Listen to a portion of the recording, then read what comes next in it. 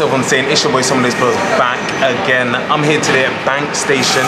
I'm down at the DLR. There's a train just pulling out right now. Now there's one line that serves the station that is a bit intriguing. It's short, it's unique, it's something different. I'm talking about the Waterloo and City Line. To some it's just a short random route, but to many it is the link between work and home and Sheila and the kids. I'm gonna show you how convenient it is, how it speeds up journeys here in London, and why you should love the Waterloo and City Line.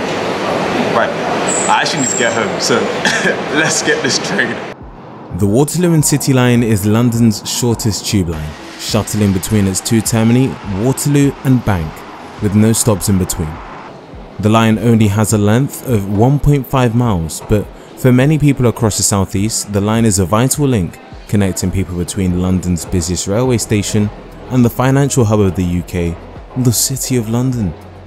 The line has been in operation since August 1898, being constructed as a tube railway that would connect passengers from the London and South Western railway services into Waterloo to the money place of the city at City Station, which was renamed Bank a couple decades later. The W&C, or the Drain as some folk call it, is unique in the way that it was a British rail line running fully underground with rolling stock that resembled tube trains. It wasn't till 1994 when control over the line was passed on to London Underground, with the line receiving modified 92 stock trains from the Central Line with only 4 cars rather than the normal 8 cars. These trains are stabled at Waterloo Depot, which has no link to any other tube lines, so train cars would need to be lifted individually in and out of the depot when being transported elsewhere. Very unique indeed. Right, so as you've seen, there's a lot of people that just went on that train. And like the Victoria line, they do the thing where the driver stays at the other end, so doors open, driver gets in on the other end, and then that leaves the driver that's just come in, goes to the front, and then stands there and waits for the next train to come in, gets on that, and then drives. You know, it's that whole thing. So now what I'm gonna do is I'm gonna get on the train, start the stopwatch of course, and see how long it takes between here at Bank and Waterloo, and compare that to, say, if this thing did not exist, if it was broken, if it was burnt, if, I don't know, they forgot to turn on the trains or something, I don't know. And then at the end we'll compare, contrast, times, effort. Let's wait for the train. Let's go through. Let's go through. Yeah. It's 7:30. What am I doing at Bank? It's been a while since I've had a jaunt on the City and Waterloo line, so I need an excuse to travel on it. Why not do it today? The Waterloo and City Line is unique in a way where the line is behind a separate gate line to the rest of the tube network. It's probably a relic from its old British rail days when there probably wasn't as much ticket integration across London's transport network. I grew up during a time when you couldn't use Oyster pay as you go on National Rail, so imagine back before Oyster and back before the tech we have nowadays. Some sources state that more than 15 million people a year use the line, which is especially handy for some, especially those who need to fast track themselves across central London when the bibs is annoyed at you after finding out that you went out for a couple of extra pints at Spoons with the colleagues.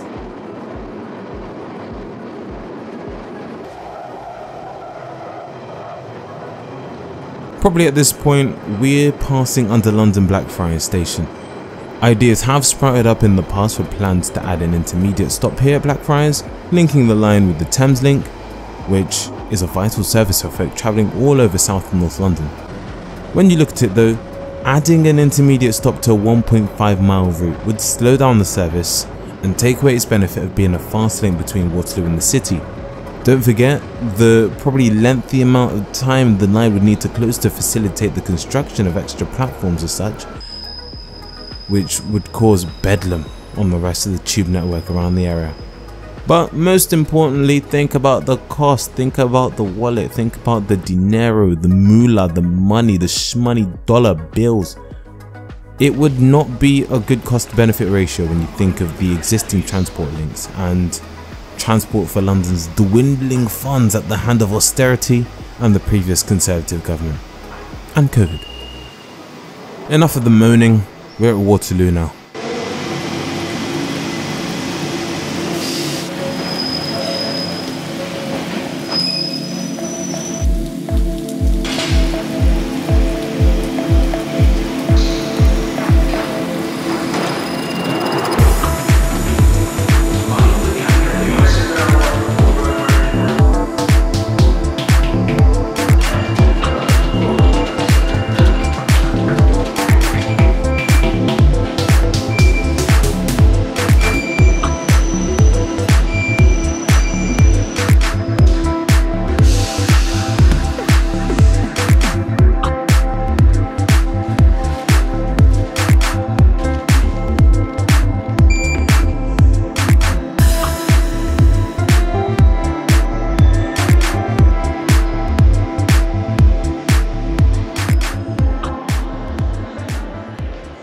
So that took 4.5 minutes, and that does include the little bit of the delay coming into Waterloo because of another train coming out of the platform. Now I'm gonna go to future me, who's gonna do the same journey without the Waterloo and City Line on another day, and then yeah, we'll do a debrief back with present me after that.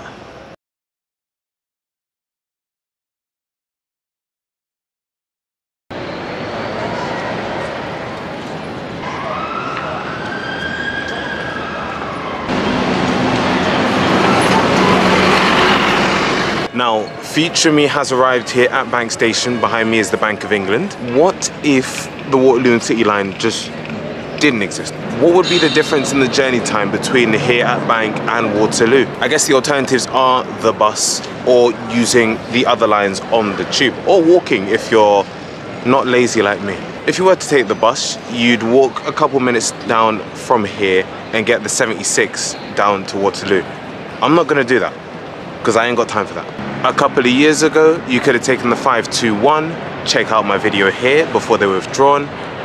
But of course, I can't do that because the buses don't exist anymore. So I'm gonna waste some time whilst it's a lovely Friday afternoon. I'm gonna take the train, I'm gonna take the tube between here at Bank and Waterloo. I'm gonna time it just to kind of evaluate, to quantify how useful the Waterloo and City Line is. But then also you gotta think, with the amount of people that use the Waterloo and City Line, with the approximate 15 million people a year, today the journey might be nice and cushy, maybe a bit shorter than it would be in peak hours, but also think about how many people you'd have to fit on these trains extra. Right, enough of the waffling. I actually need to go down and get the train, so let's go.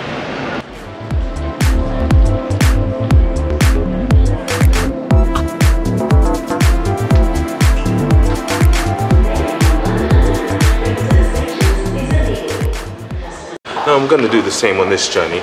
Once I get on the train, stopwatch on. Once I get off, stopwatch off. We're gonna head on the Northern Line.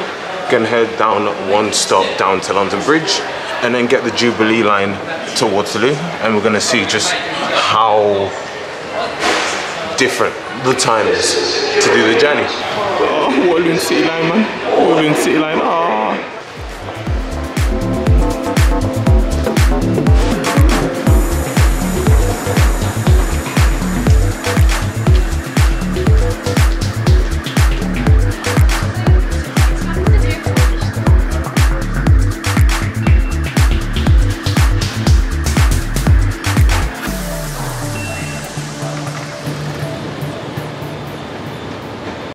I can already feel the heat. Why is it so warm down here all the time, you know? It's like you feel a slight breeze, but nah, it's just heat. Oh, what I'm doing, City Line, man. Oh.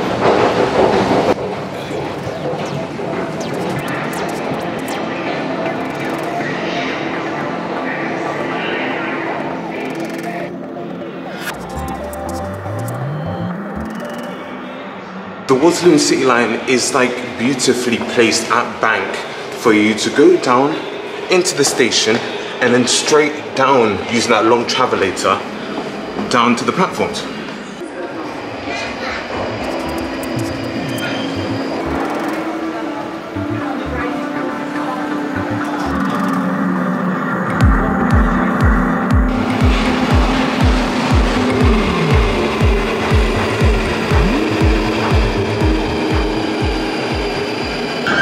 So for London Bridge, we want to be in the middle of the train. Knowledge, knowledge, knowledge. Woo, sweaty.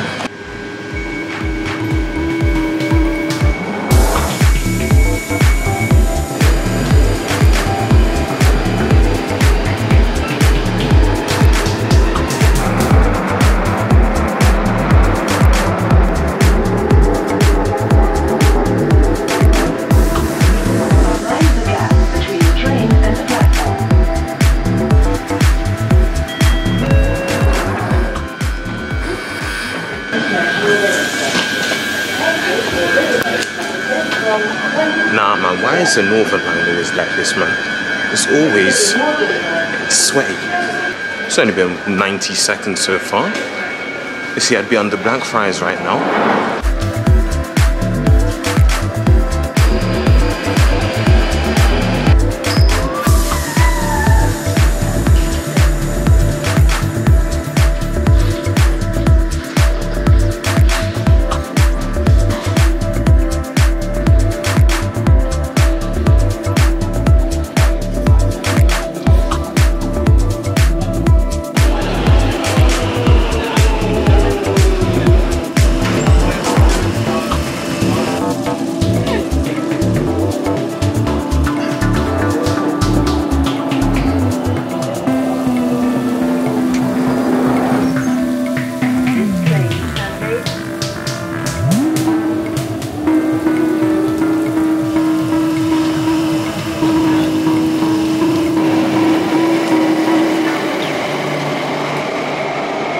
That took 9.5 minutes. 9 minutes 40 seconds, yeah, to do that. Bank to London Bridge change onto the Jubilee line, and then do Jubilee line to here at Waterloo. And we've not even gone outside yet. The Waterloo City Line, it gets you straight at Waterloo, up one set of stairs, and then straight at the station. We're deep in the London Underground station, and we still need to get up and get to the train station.